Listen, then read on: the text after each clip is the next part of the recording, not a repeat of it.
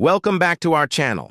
Today, we're journeying to Kimberley, South Africa, a city famous for two vastly different, yet equally deep and dark stories. One is a tale of immense ambition and wealth, carved into the earth itself. De Beers, the corporation that specializes in diamonds, was founded in Kimberley by Cecil Rhodes in 1867. The other is a chilling story of a man who preyed on the innocent, his crimes spanning decades, earning him a sinister title. Let's start with the marvel you can see from space, the Big Hole of Kimberley. Between 1871 and 1914, thousands of miners, armed with little more than picks and shovels, descended upon a small hill. Their goal? Diamonds. What they left behind is staggering. A colossal crater, nearly 400 meters deep, a testament to human will and the frantic pursuit of fortune. For a long time, it was hailed as the largest hand-dug hole on Earth, a title it fiercely contests with the nearby Jagersfontein mine. Standing at its edge, you can almost hear the echoes of the past, the clamor of the diamond rush that built a city and changed the course of South Africa's history. It's a breathtaking sight, a raw scar on the landscape that tells a story of hope, hardship, and incredible wealth pulled from the ground. But Kimberley holds another, much darker secret, one hidden not in the earth, but in the quiet streets of its suburbs. This is the story of Andries Tommy Williams, a man who would come to be known as the city serial killer. His story isn't about digging for diamonds, but about digging graves for his victims. What makes his case so terrifying is the sheer span of time his crimes went unnoticed. For 21 years, Williams lived among his neighbors, a predator in plain sight, becoming South Africa's longest active serial offender. His reign of terror began long before anyone suspected a thing. It was 1987. A 16-year-old Andries Williams was living in the Vergenoeg suburb of Kimberley. One day he accompanied his 8-year-old neighbor, a little girl named Martha Botha, to a local shop. On their way back, he led her to a deserted sports stadium. There at the Ipopeng Stadium, he strangled her. To cover his tracks, he casually concealed her small body with grass and a plastic bag near the cloakrooms. Then, with chilling audacity, he went to the police and claimed he had simply found her body. In the 1980s, without the forensic technology we have today, his story was accepted. The teenager wasn't a suspect, and little Martha's case went cold. For 17 years, the murder remained an unsolved tragedy, a ghost in the city's memory, while her killer walked free, his dark secret locked away. Years turned into a decade, and then some.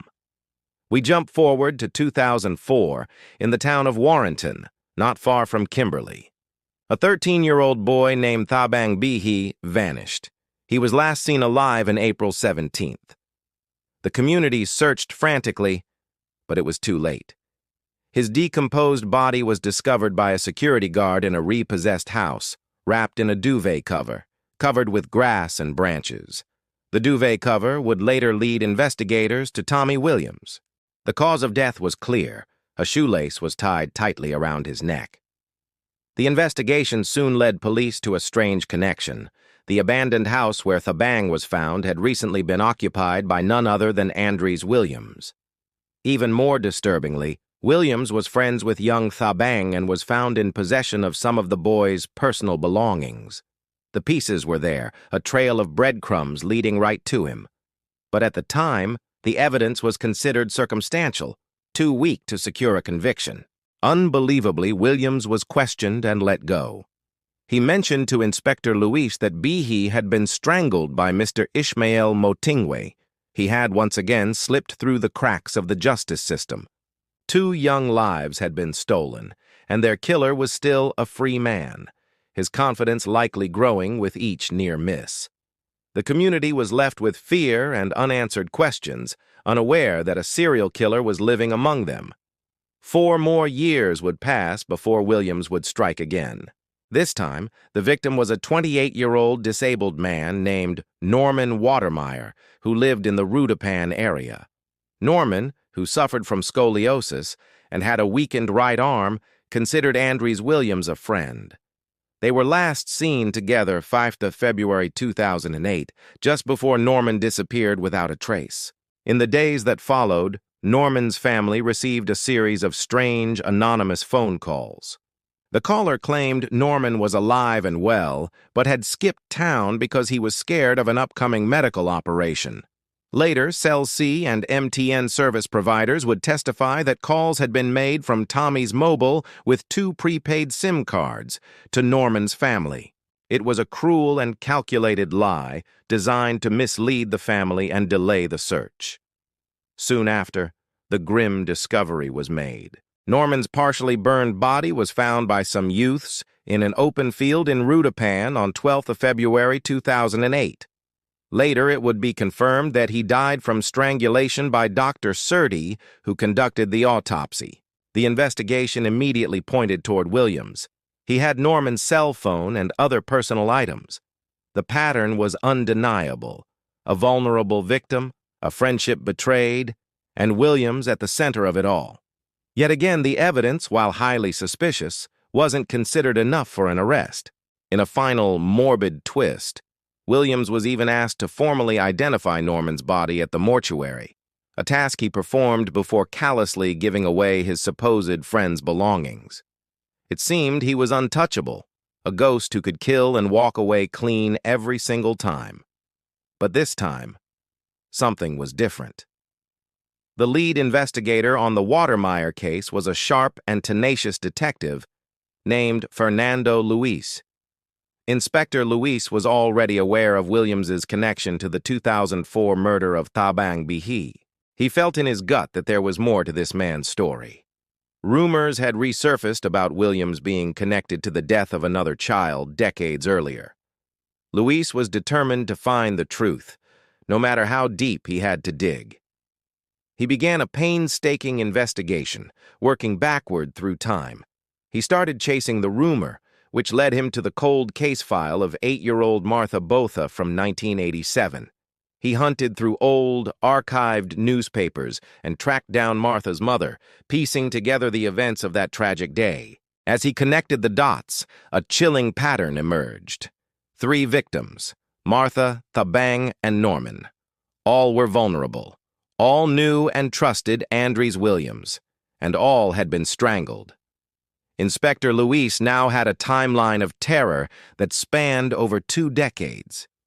He presented his meticulous findings to his superiors, arguing that Kimberley didn't have 3 separate, unsolved murders. It had 1 serial killer. His compelling case was enough.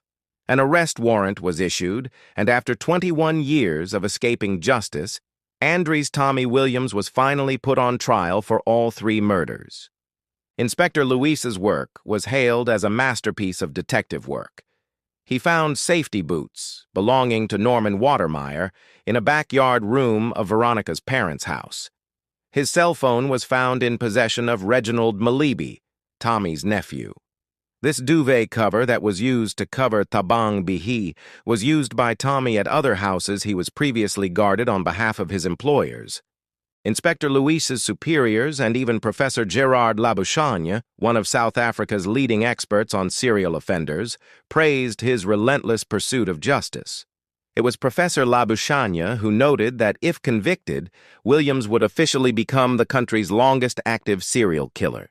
At the trial, the prosecution laid out the evidence Inspector Luis had so carefully assembled.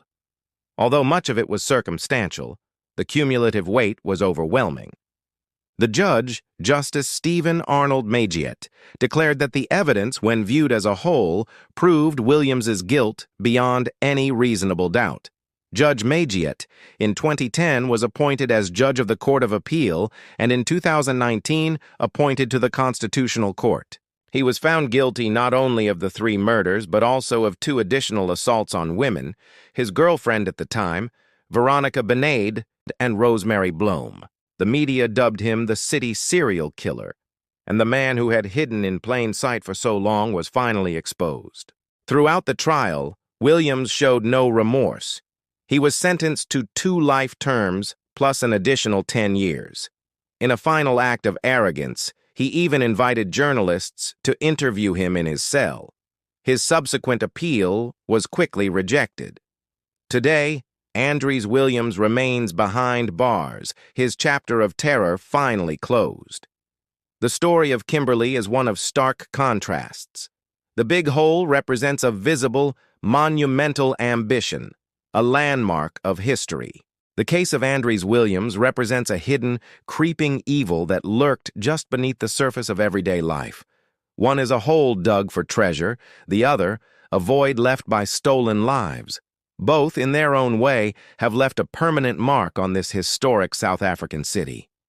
Thank you for joining us on this deep dive into the light and dark sides of Kimberley. If you found this story compelling, please hit that like button and subscribe to our channel for more true stories. We'll see you in the next video.